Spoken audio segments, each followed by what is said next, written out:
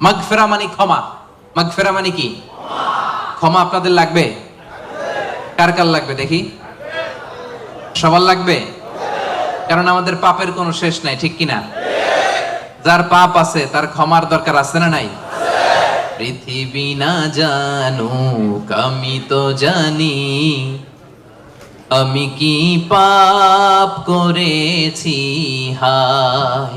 পৃথিবী না জানুক আমি তো জানি, আমি কি পাপ করেছি হায়।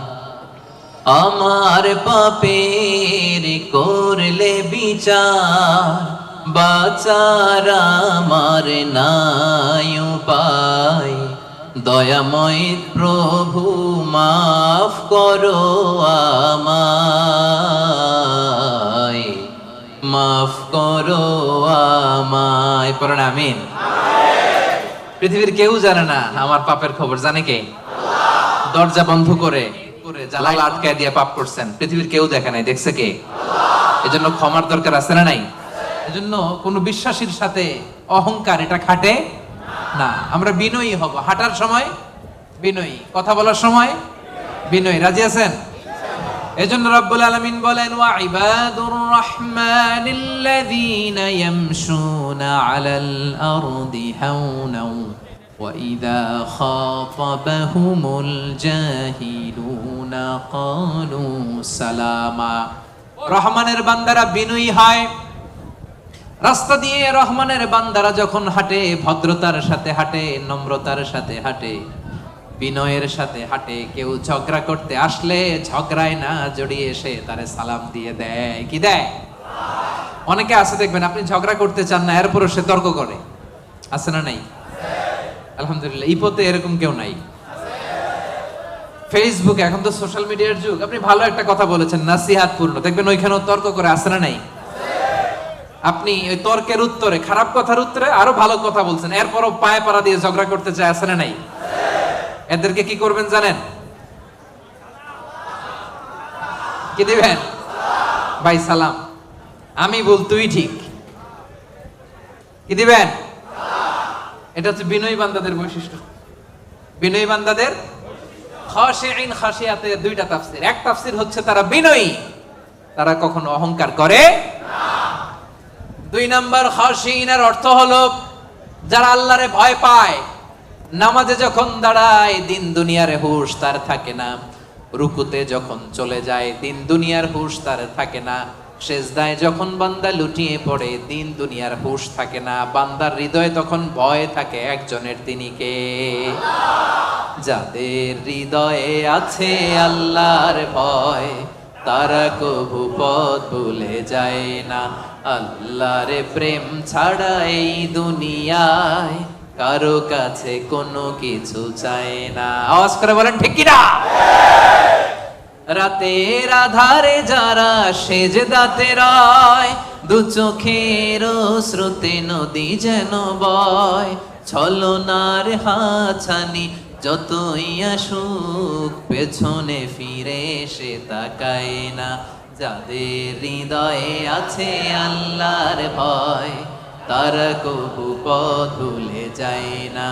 আল্লাহর প্রেম ছাড়া এই দুনিয়ায় কারো কাছে কোনো কিছু চায় না।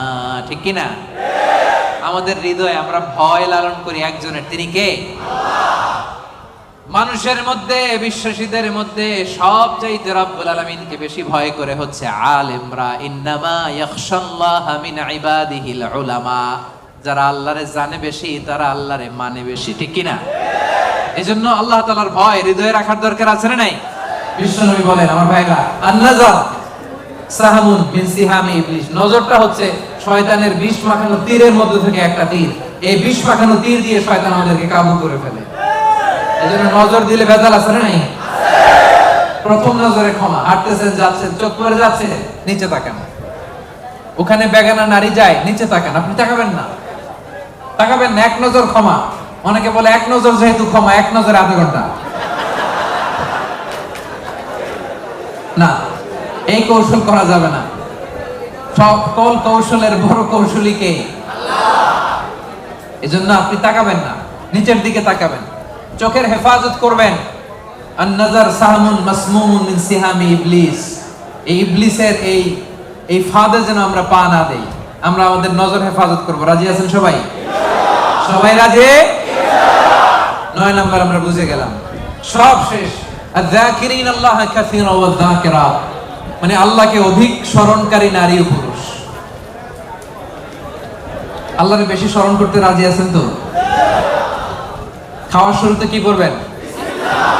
খাওয়ার পরে কোন বিপদ শুনলে ইন্না লিল্লাহ, ভবিষ্যতের কাজের আগে ইনশাআল্লাহ, আশ্চর্যজনক কিছু দেখলে সুবহানাল্লাহ।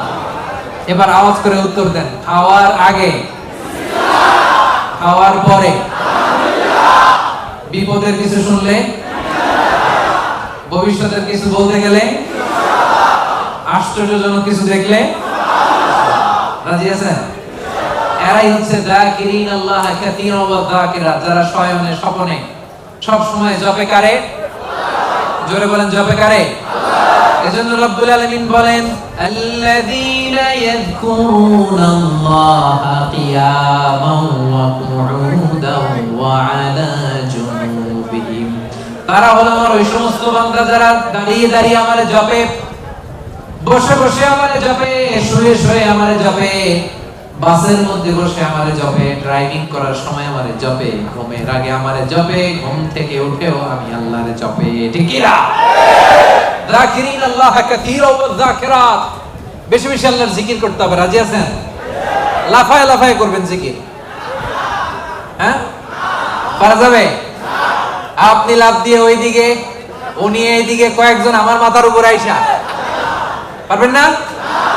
এভাবে করবেন? কেমনে করবেন? হ্যাঁ? আল্লাহ বলেন, ওয়াজকুরুল্লাহা কামা আল্লামাকুম, মন গড়া পন্থায় জিকির করো না, আমি আল্লাহ যেমনি শিখিয়ে দিয়েছি তেমনি জিকির করবা। রব্বুল আলামিন কেমনে জিকির শিখালেন? আল্লাহ বললেন, ওয়াজকুর রাব্বাকা ফি নাফসিক, মনে মনে আল্লাহর জিকির করো। ঠিক কি না? মনে মনে। কেমনে?